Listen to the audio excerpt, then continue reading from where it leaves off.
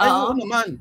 Dapat kasuhan talaga lahat ng nagpapakalat ng fake news, whether it is on in by side, kahit Duterte supporter yan. Basta nagpakalat ng fake news, dapat kasuhan yan. Kasi dyan nabababo yung vlogging eh. Nadadamay entire vlogging.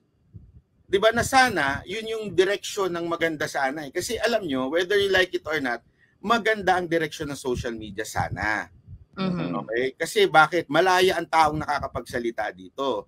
Pati yung audience mo nakakapagsalita.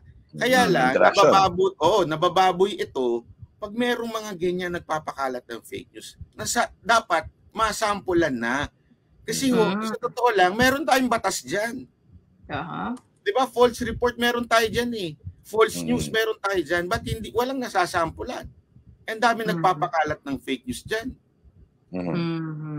Yun lang sa akin. At saka hindi tama yun. Ako, marami tayong disagreement pagdating marami tayong hindi gusto sa pulis at saka sa sundalo, pero maraming matitino dyan. Kayo sigurado ako marami kayong sundalo. Tayong matitino na nadadamay dahil may mga ganito na nagpapakalat ng fake news.